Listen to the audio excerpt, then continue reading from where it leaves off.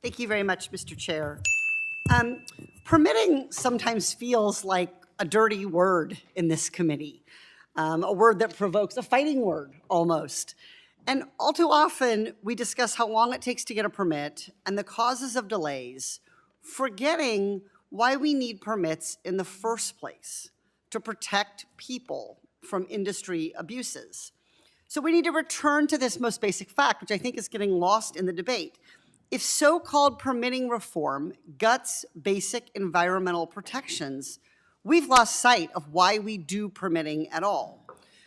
We can and must, and I think my colleagues on my side of the aisle today, the Democrats, have repeatedly said this. We are in favor of speeding up permitting timelines in ways that do not sacrifice the health of the people of this country. And there are common sense solutions. For example, as my colleague Mr. Levin mentioned, funding the agency staff needed to responsibly review projects, as Democrats did through the Inflation Reduction Act. And guess what? We're already seeing the benefits of that. And let me tell you about a bipartisan solution right in front of this committee with zero opposition. My bill, the Electronic Permitting Modernization Act, passed out of this committee by unanimous consent. My co-sponsor, Republican Doug LaMalfa, sitting right here with us today. Unanimous consent out of this committee. What would that bill do? It would centralize links to all of the Department of Interior permitting systems on a single web page to make it easier for Americans to apply for permits and for us to make sure the permitting process is efficient. But thus far, Mr. Westerman, Chair Westerman, and the Republicans have, for some reason unknown to me, refused to bring it to the floor. So much for a serious commitment to permitting reform. So instead of discussing actual bipartisan solutions and moving them into law, we are once again discussing cutting the public's access to justice and biased environmental reforms. Who does this benefit? How does it help?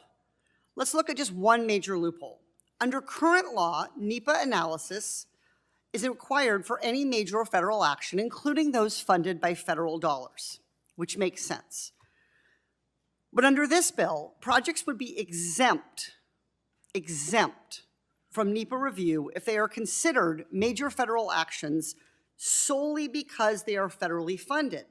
So we heard Mr. Carl, my Republican colleague, say that we should streamline permitting. As Congress looks at a way to improve NEPA, it's important to streamline the process without weakening the environment protection. I'm willing to talk about streamlining permitting, but what this would do, Mr. Westerman's bill, is exempt projects from permitting entirely. So it's dishonest to talk about streamlining when what we're talking about is just gutting and eliminating the process itself. Mr. Beard, would you say that projects receiving public funds should receive public oversight? Yes, I do. And why does he give that answer? I'll give you one example. History. It shows us what happens when the government funds large-scale infrastructure projects without public input. Before NEPA was enacted, federal funds were used to construct the interstate highway system. Many of these highways went straight through disadvantaged communities, cutting off entire neighborhoods. In Southern California, where I represent, the construction of Interstate 210 cut directly through central and northwest Pasadena, predominantly Black neighborhoods, destroyed thousands of homes and businesses, exposed residents to health hazards, and devalued property. Mr. Beard, would you say that highway project benefited those marginalized communities? I would say it did not. It did not. And since then, NEPA has been in place to help us make smarter decisions with taxpayer dollars by listening to communities so that public projects using our public tax dollars are used in the interest of the public, not in the interest solely of private industry at the expense of the public. It's time we put our constituents first. Stop polluter giveaways and get serious about meaningful permitting reform. I'll return to where I started. I have a bill that has garnered unanimous consent of this committee. If you've been listening to this hearing today, you know how contentious it has been. I have done the work across the aisle to get unanimous consent and a bipartisan bill, and yet The chair of this committee will not move it to the House floor.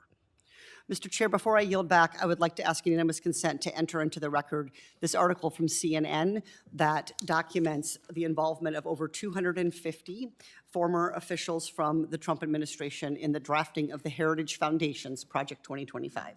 Is there any objection? So ordered. Thank you. I yield back.